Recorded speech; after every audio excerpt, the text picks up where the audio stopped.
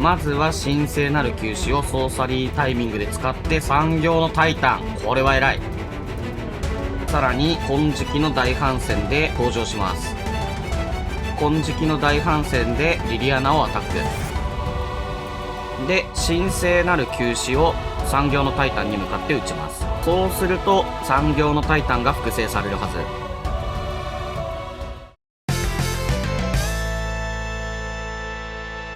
はいどうも、ヤッシーです。本日ご紹介するカードはこちら。団結のドミナリアで追加された金色の大反戦です。このカードの能力をざっくり説明すると、まずこのカードはコスト1で登場できる機体であり、自身がアタックするたびに金色の大反戦に登場した全てのクリーチャーを一度追放し、終了ステップ開始時にタップ状態で戦場に戻すという能力を持っています。この一度追放してその後戦場に戻す能力のことをマジック用語でブリンクとも言いますが、ブリンク能力を持ったこの金色の大反戦は戦場に出た時に効果が誘発するクリーチャー、俗に言う ETB 能力持ちのクリーチャーと組み合わせることが前提のカードとなっています。このカードは一度に複数のクリーチャーをブリンクできるので、うまく決まればかなり強い動きができるカードなのですが、一つだけ弱点があります。その弱点が、このカードは伝説のアーティファクトであるということです。ブリンクデッキを組む上で、このカードはキーカードになるので4枚入れたくなるんですけれども、伝説カードなので2枚目を引くと無駄になってしまいますし、単体では戦場に影響を与えない4マナのアーティファクトなので、正直4枚採用は苦しいところです。ただ、こんな弱点を解消するカードが実は団結のドミナリアにあるんです。それがこちらのカード。ベズーバの複製術です。このカードは戦場に出すタイプのエンチャント呪文で、自分の場のアーティファクトやクリーチャー単独を対象とする呪文を唱えた際に、そのアーティファクトやクリーチャーの伝説ではないコピートークンを生成するという能力を持っています。このカードも決まればかなり強力なカードではあるんですが、金色の大反戦と同じく4マナで単体では戦場に影響を与えないので、4枚は採用しにくいカードとなっています。基本的にはでかくて強いクリーチャーをコピーして使うのが強い使い方ではあるんですけれども、ベズーバの複製術を入れた上でクリーチャー強化などの呪文を入れて強いクリーチャーをコピーするぐらいなら、最初からシンプルにでかいクリーチャーを複数枚採用してベズーバの複製術をデッキに入れない方が強いデッキになることも多くて、正直うまく機能するデッキを組むのはかなり難しいカードになっています。ただ今回は金色の大反戦と同じように、このベズーバの複製術も ETB 能力持ちのクリーチャーを対象にすれば ETB 能力を再利用しながら盤面展開ができるという点に注目してみました。というのも実はこのカードと相性のいい呪文がまさにブリンク呪文なんです。ということでベズーバの複製術と相性のいいカードとして今回採用したカードがこちらです。まず1枚目が次元石灰です。このカードは2マナで唱えることができるインスタント呪文で、クリーチャー1体をブリンクしながらプラス1カウンターを乗せることができます。これが意外と強力で、敵が除去呪文を唱えたタイミングに合わせて使えば、実質呪言を付与するようなカードにもなりますし、敵のクリーチャーのアタックをチャンプブロックしてから使えば、実質破壊不能を付与するカードにもなります。しかもシンプルにプラス1カウンターを乗せて強化したい時にも使えますし、 ETB 能力持ちのクリーチャーに使えば戦場に出た時能力を再利用することができるので、その動きを狙うためだけに使うっていうこともありそうです。ということでかなり柔軟に使えるのがこの次元石灰というカードなんですが、ベズーバの複製術が出ている時に使えればコピーのクリーチャーも生成されるため ETB 能力を2回誘発させることができ、めちゃくちゃ相性がいい1枚となっています。そして2枚目が神聖なる球種です。効果としては次元石灰と一緒なんですが、ソーサリー呪文なので相手のターンに唱えることができません。柔軟性は次元石灰に負けてしまうんですが、フラッシュバックコストを持っていて墓地から唱えることもできるので、デッキを圧縮せずにベズーバの複製術のための呪文の数をかさ増しすることができます。そして3枚目が勇敢な姿勢です。シェオルドレッドなど相手の大きいクリーチャーの除去に使ったり、ベズーバの複製術のために破壊不能モードで使ったりと、これもかなり柔軟に動けるカードなので、ベズーバの複製術と組み合わせると強いカードとなります。ということで、今回のデッキリストがこちらです。まず、先ほど紹介したキーカードはこんな感じで、次元石灰を4枚、神聖なる球歯を3枚、勇敢な姿勢を4枚、それぞれ採用し、ベズーバの複製術と金色の大反戦はそれぞれ2枚ずつ採用しました。ブリンクデッキとしてだけ見れば、ベズーバの複製術より金色の大反戦の方が正直強いんですけれども、ベズーバの複製術も採用することで、伝説のアーティファクトである金色の大反戦を無理に4枚採用しなくて済んでいますし、ブリンクデッキで不足しがちな盤面展開を補いながら、自然にブリンク呪文の採用枚数を増やせているので、この2枚の組み合わせ、実はかなり相性がいいんじゃないかと個人的には思っています。そして、今回採用したクリーチャーカードですが、すべて戦場に出た時能力、つまり ETB 能力を持つクリーチャーです。まず、ドローサポートとしては、噛みつく相棒と霊気の媒介者をそれぞれ4枚ずつ採用しています。特に、霊気の媒介者はちょっと強くて、3マナのバウンス呪文としても唱えられますし、次元石灰が手札にあれば、実質2マナバウンス呪文を構えている状態でも動くことができるので、かなり器用なカードとなっています。土地サポートとしては、野心的な農場労働者と装飾庭園を踏み歩くものを採用し、除去カードとして、ラグレーラも3枚採用しました。このラグレーラは、ブリンク呪文と併用して使うことを前提にすれば、自分のクリーチャーの強化呪文としても使えるので、これも結構器用に動けるカードとなっています。そして、フィニッシャーとしては、産業のタイタン、聖域の番人、作業場の船長をそれぞれ採用しました。通常、ベズーバの複製術を強く使おうと思うと、こういったでかいクリーチャーの採用枚数はもっと増やすべきなんですが、今回はブリンクに寄せているので、小型クリーチャーをベズーバの複製術でコピーすることになったとしても、ある程度器用に戦っていけるというのがこのデッキの強みです。ということで、このデッキで早速対戦していきたいと思うのですが、ここで一度宣伝させてください。このチャンネルは、まずチャンネル登録者100人を目指してます。ここまでの時点で参考になったよとか、面白かったよという方は、めちゃくちゃ励みになりますので、ぜひチャンネル登録や高評価をしていただけるとめちゃくちゃ嬉しいです。それでは、実際の対戦を見てみましょう。どうぞ。はい。ということで、こちらが先行でこの手札。ちょっと悩みますが、キープで動いてみたいと思います。ということで、まずはこちらのターン。島を出してターン終了です。さあ、お相手ですが、お相手は青黒の土地をプレイしてきました。こちらも、緑青の土地をプレイしてターン終了です。お相手は、これは今のところディミアカラーですね。ということで、こちらはアダーカー高原を出しまして、霊気の媒介者をプレイしていきます。そしてカードを1枚ドロー。これで土地が引けると美味しいんですけどね。お相手に除去されましたね。これなんだなんか珍しいか、なんかすごいことになったな。何これマイナスにキッカーされてるなら、なんかたくさんマイナス。なるほど。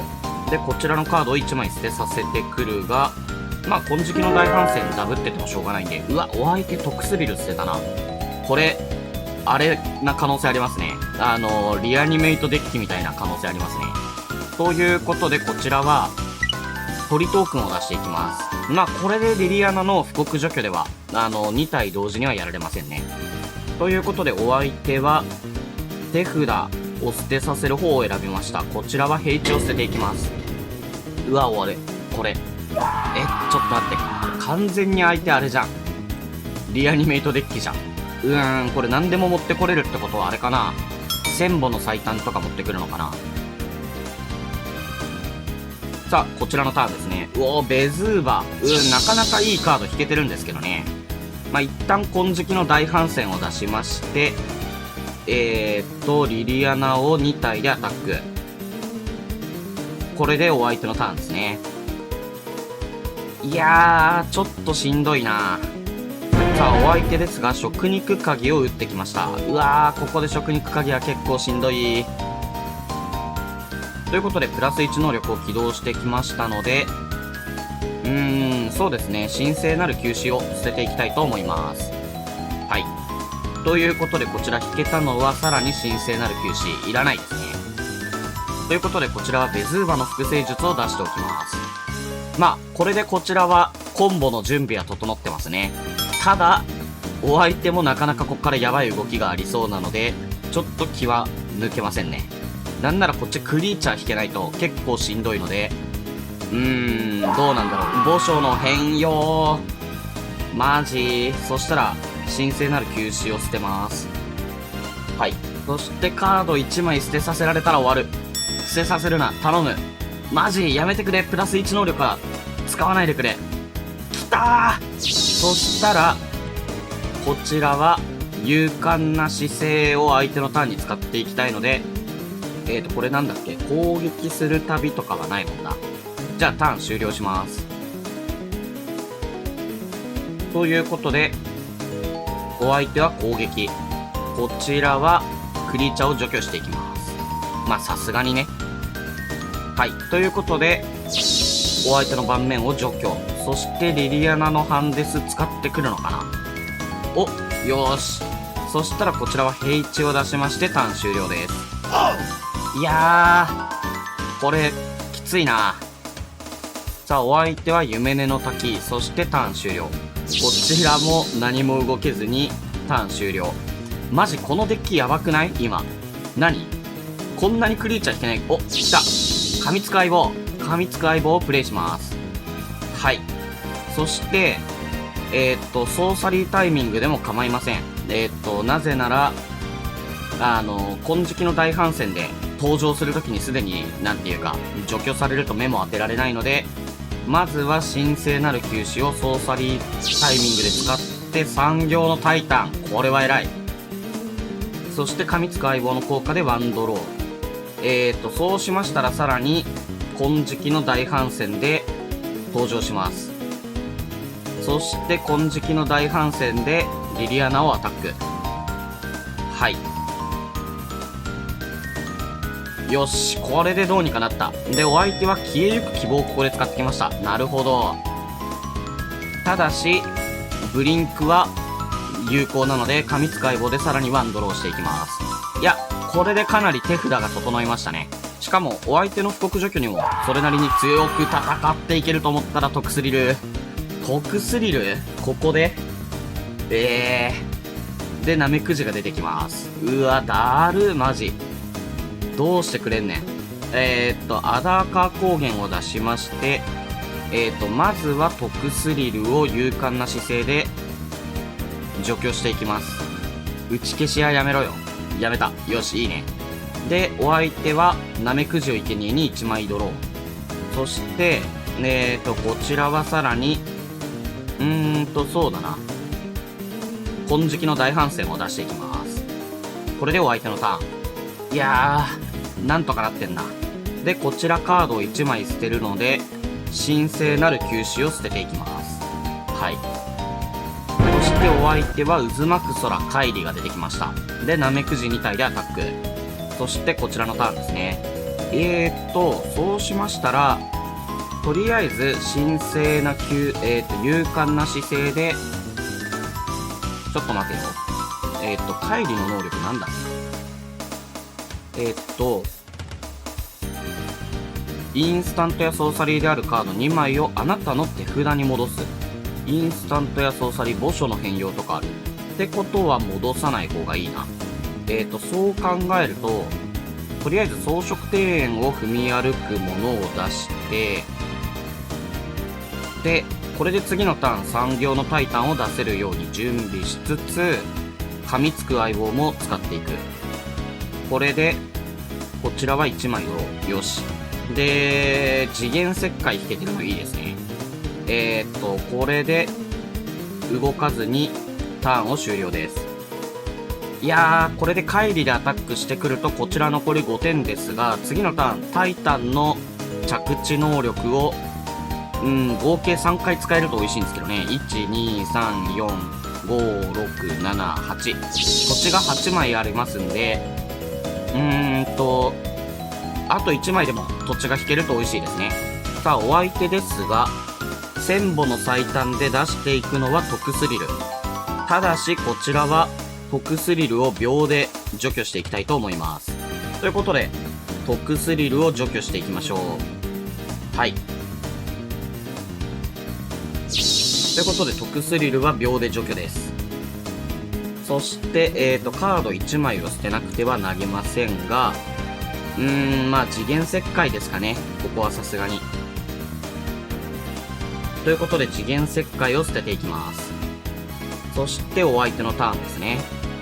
まあ、乖離でアタックしてくるんじゃないかな、残りの台。お、してこない。これ逆に厄介ですね。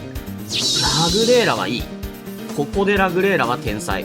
そうしましたら、まずはラグレーラを出していきます。そして、渦巻く空乖離と、噛みつく相棒。この2体を指定します。これでご宝さは支払います。ということで、こちらはラグレーラでしまうことに成功しました。で、そうですね。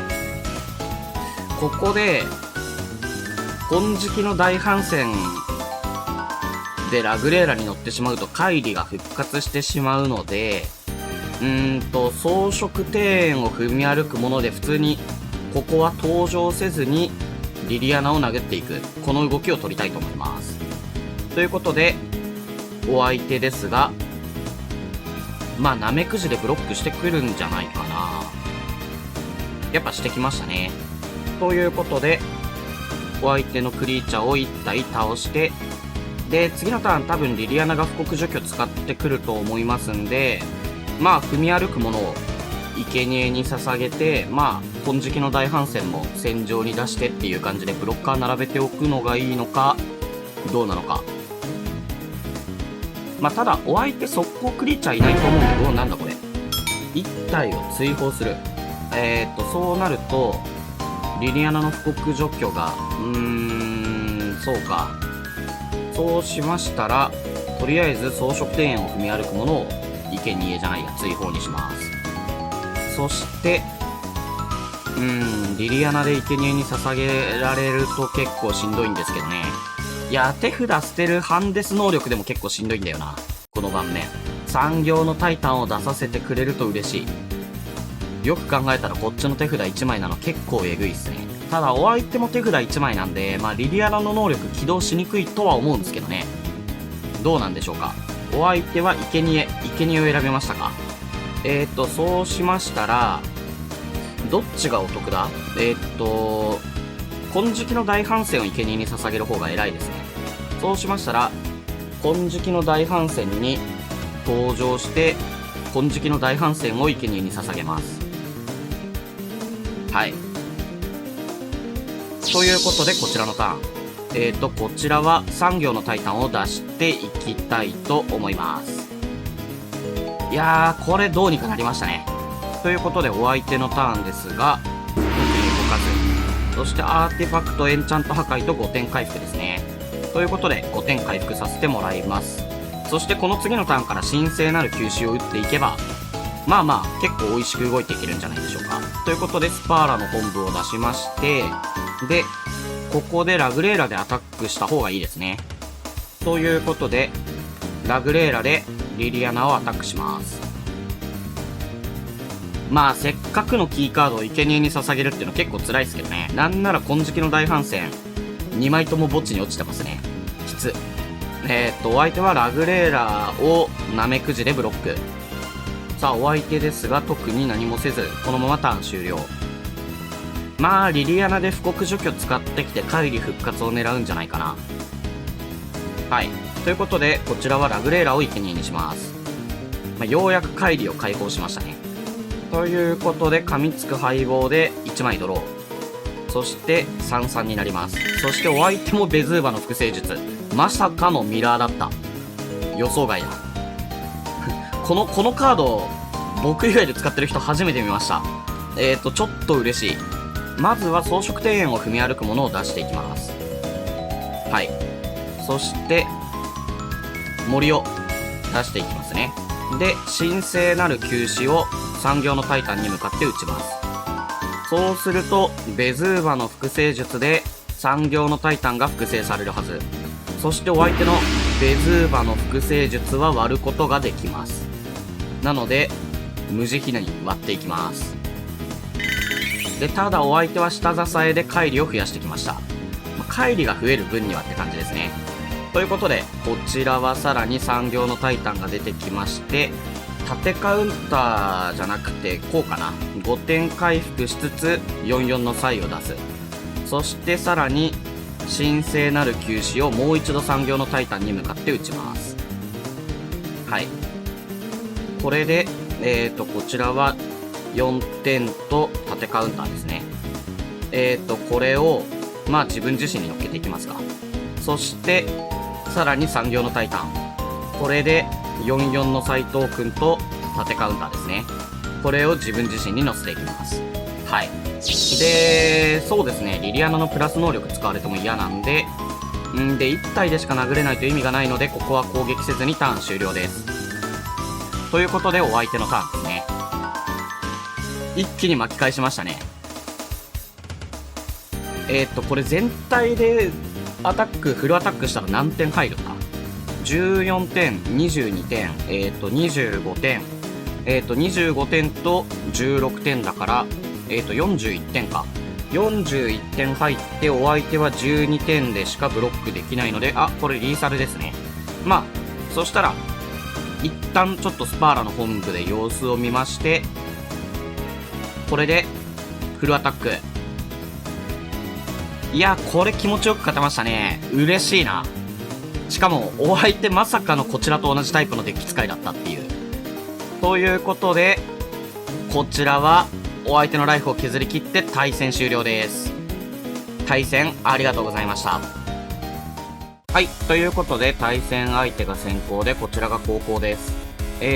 こちらはまあ、キープで動いても良さそうな手札なので、キープしていきたいと思います。さあ、お相手は島をプレイしまして、秘密を掘り下げるもの。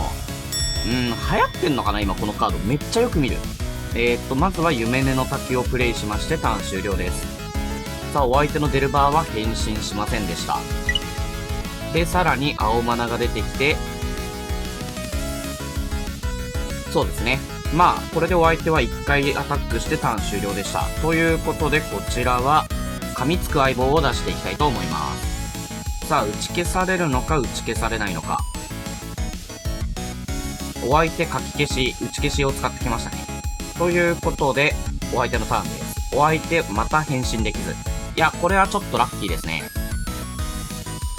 ということで、秘密を掘り下げるものがアタックしてきまして、こちらのターンですね。次のターンも、何か打ち消しがありそうな気がするので、一回装飾庭園を踏み歩くもので、様子を見たいと思います。お、着地できましたね。そうしましたら、次のターンは、あれですね、ラグレーラを使っていきたいと思います。まあ、なぜかといえば、お相手がこれ、変身するにしろしないにしろ、打ち消しがないことがわかるんで。ということで、森をプレイしまして、お相手のターン。さあ、ここでめくれるのが、打ち消し呪文じゃないといいんですけど、と思ったら打ち消し呪文じゃなかったですね。これはありがたい。そうしましたら、こちらのターン、ベズーマも来てましたね。そうしましたら、まずは、ラグレーラを出していきます。そして、お相手の秘密を掘り下げるものを除去。これは、お相手からしたら結構嫌な動きだと思います。ということで、ターン終了です。そして、お相手はさらに島が出てきまして、これで、こちらのターンですね。よし。そうしましたら、まずはベズーバの複製術を出していきます。さて、お相手これに対して打ち消しを使うかもしれない。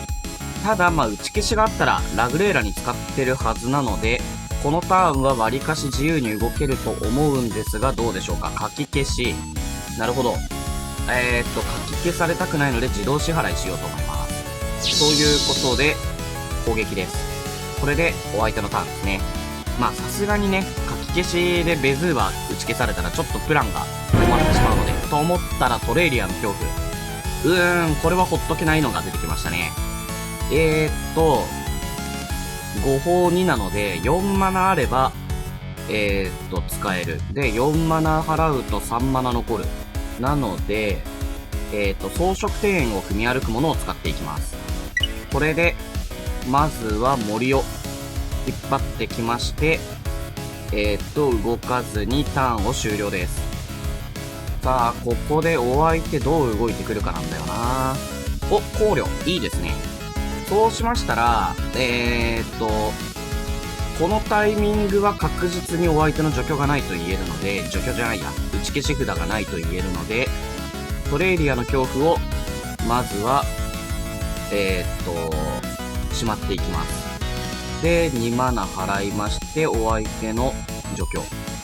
そして、もう一回ラグレーラが出てきますんで、今度は秘密を掘り下げるものを除去。はい。これで盤面綺麗になりましたね。これでお相手が打ち消しを引いてきたとしても、まあ特に怖くはないです。ということで、こちら。そうですね。作業場の船長を奇襲コストで、奇襲コストで唱える意味あったかあったな。これでフルアタックです。はい。お相手は残る4点。ここで神聖なる休止を作業場の船長に対して使っていきます。そうすると、作業場の船長がブリンクするので、呪文貫き。さすがにダメでした。ただし、コピーは生まれます。そして、生贄に捧げられて、斎藤くんが出てきて1枚ドロー。ということで、これもうほぼほぼ負けないですね。ということで、お相手は投了。対戦ありがとうございました。はい。ということで、こちらが先行でこの手札。かなりいいんじゃないですか？キープで動いていきたいと思います。ということで、まずはこちらは、アダーカー光源を出しまして、ターン終了です。ターン終了です。お相手は、これなんだっけ？ザンダーの居室。赤、青、黒か。で、こちらはじゃあ、ヤビマヤの沿岸を出して、そうですね。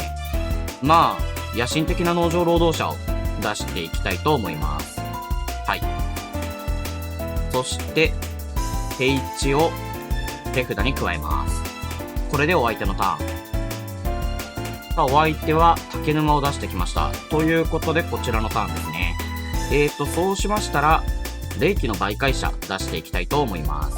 ということで、こちらは霊気の媒介者。あれ？お相手打ち消しとかある？書き消し。キッズ。そしたら、野心的な農場労働者でアタックしてターン終了です。お相手、これコントロールっぽい感じやな。まずは島をプレイしまして、噛みつく相棒を出していきたいと思います。まあ、書き消しだったら通りますね。ということで、1枚ドローを神聖なる休止。まあ、今使うもんじゃないかな。ということで、お相手にアタックしてターン終了です。さあ、お相手はザンダーでサイクリングしてきました。で、お相手のターンですね。お相手はさらに土地を出しまして、動かずにターンを終了。こちらは、闇マヤの沿岸。そうしましたら、装飾庭園を踏み歩くものを出していきたいと思います。まあ、このダメージランドで、地味に結構ダメージを負ってるな。相手よりライフ失ってますからね、こっちの方が。うわ、中略はめんどくさいな。まあ仕方ないですね。そうしましたら、2体でアタック。そして、まあ、ちょっと、孫ついてても仕方ないので、野心的な農場労働者を神聖なる休止でブリンクしまして、で、平地を探してきまして、これでお相手のターンです。はい。ということで、お相手はさらに土地を伸ばしてきました。こちらは平地をプレイしまして、まずは、ベズーバの複製術を出していきたいと思います。これ打ち消されるかな？打ち消されない。よし。そうしましたら、とりあえず2体でアタックしましょう。で、欲深き者エブリンが出てきました。ということで、こちらは、タフネス4以上のクリーチャーを除去していきます。ということで、エブリンは除去。そして、ダメージが通って、こちら相手のターンですね。お相手、これいいですね。対戦相手が投了。対戦、ありがとうございました。このデッキのギミックほぼ使わなかったですけどね。はい。ということで、こちらが先行でこの手札。いや、3行のタイタン2枚はいらないですね。マリガンです。うわー、これも微妙な手札やな。でも先行で2回マリガンしたら、するか。まあ、正解だったかもしれない。作業場の船長と、次元石灰。この2枚を戻します。そして、夢根の滝を出しまして、ターン終了です。いやー、ダブマリはしんどいっすね。お相手黒です。そして、脅迫。まあ、1枚も対象がなくてよかったです。ということで、こちらは草茂農地を出しまして、ターン終了です。いやー、これ、お相手ハンデスだな。ハンデスデッキに、この手札枚数、ちょっと待って。もう無理なんだけど。ヤビマヤの沿岸を捨てます。ベズーバ。よし、もうベズーバにかけるしかねえ。まずは装飾庭園を踏み歩くもので、こっちを増やしていきます。森。はい。いやうわー、これ、しつこい標本。まあ、しつこい標本だったらまだいいや。で、しつこい標本。これ何デッキなんだ、お相手。いやー、このでもハンデスがクソ刺さってんな、マジで。で、お相手はアタックもせずに、ターン終了ですね。お、草茂農地。そうしましたら、草茂農地を出しまして、ベズーバの複製術を出していきます。いやー、ベズーバの複製術が出せたのはなんとか良かった。で、ウイルスの甲虫。まあ、これで霊気の媒介者も捨てさせられます。いやー、で、お相手はさらに沼。まあ、なんとかベズーバの複製術で複製していかないと勝てませんね。森、出します。いやー、これハンデスが、きつい。お相手、まあ、一切殴ってこないのがありがたいですね。お、勇敢な姿勢引けましたね。そうしましたら、勇敢な姿勢をキープしてターン終了です。まあ、うまく奇襲していきたいですね。お、光の消滅。そうしましたら、勇敢な姿勢で、破壊不能を付与します。そして、ベズーバの複製術で複製されますんで、島を出していきます。はい。いや、これは美味しいぞ。そして、お相手、沼を出してきまして、ターン終了ですね。はい。こちらは野心的な農場労働者。じゃあ、野心的な農場労働者を出していきます。そして、ヘイチカードを探してきまして、ヘイチをプレイ。こちらは、このトークンの装飾庭園を踏み歩くものだけでアタックします。で、しつこい標本でブロック。そしてお相手のターンですね。まあ、しつこい標本確かに、そうか、無限に墓地から出せるから、別に、こうなるだけか。結構しんどいな。お、神聖なる休止。いいですね。そうしましたら、神聖なる休止を、装飾庭園を組み歩くものに使っていきます。そして、平地。はい。これでさらに、装飾庭園を踏み歩くものがもう一回場に出て、平地。そしてさらに神聖なる休止をもう一回、装飾庭園を踏み歩くものに使いまして、平地を出しまして、で、さらに装飾庭園を踏み歩くものの効果で、もう基本土地がないですね。これ今土地残り何個あるんだ？あ、結構ありますね。まあ、拒否です。ということで、このトークンだけでアタックします。いやー、これ、お相手が食肉鍵引かなければ、次のターンに一斉攻撃を仕掛けて一気に盤面優位を取れますね。いやー、ダブマリして、ハンデスされて、このデッキトップ勝負で、なんとか。すごいな。で、しかも、あれですね、野心的な農場労働者、これ変身できますね。ということで、次、デッキトップが微妙なカードだったら、もう変身させて殴っていきたいところですね。ということで、お相手ですが、特に動かなそうですね。まあ、こちら今11マナもあるんで、結構好き勝手動けます。ヤビマヤの沿岸。いらねえよ。とりあえず出します。そして、野心的な農場労働者で、周回。これで、フルアタック。さあ、お相手ですが、しつこい標本と、ウイルスの甲虫でブロック。そしてさらにウイルスの甲虫でブロック。まあでもそうですよね。このブロックが一番いいですよね。ということで、お相手は残り13点ですね。ここで食肉鍵引かれると結構終わります。さあ、食肉鍵がないといいんですけどね。お相手 X イコール5で食肉鍵唱えられるマナコスト揃ってますんで、終わったー。盤面がリセット。ということで、勝負がわからなくなりました。お、噛みつく相棒。いいですね。噛みつく相棒でドローします。さあ、いいっすね。これはいい。作業場の船長を出していきます。よし。いやー、結構絶望的な盤面、なんとか押し返しましたね。お相手、病的な日和見主義者。そしてねじれた法要で、作業場の船長を除去。ただし、斉藤くんが出てきます。この斉藤くん偉いですね。うおー、産業のタイタンいけー。エンチャント破壊と斉藤くん。これで食肉鍵を破壊。そして斉藤くんでアタックします。さあ、アタックが通ります。ということでお相手残り15点ですね。いや、食肉鍵でタイタンが落とされないサイズなの偉いな。しつこい標本が場に出まして、ヘンリカ・ダムナティが場に出てきました。これ変身して接しつけるかなあ、いけにえ。じゃあ、噛みつく相棒ですね。はい。そしてお相手1枚ドローです。ということで、お相手は黒マナが1で、こちらのターンですね。うおー、ラグレーラ。とりあえず殴りますか。殴ります。さあ、これでお相手はヘンリカ・ダムナティでタイタンをブロック。そして病的な日和見主義者で斉藤くんをブロック。さあ、これで、お相手残り7点ですね。産業のタイタンが除去されるとしんどいので、ラグレーラでタイタンをしまっておきます。そしたらお相手は投了。対戦ありがとうございました。いやー、これ多分あれでしょうね。産業のタイタンを除去する手段が、一応手札にあったんでしょうね。いやー、よかったです。ラグレーラ出して。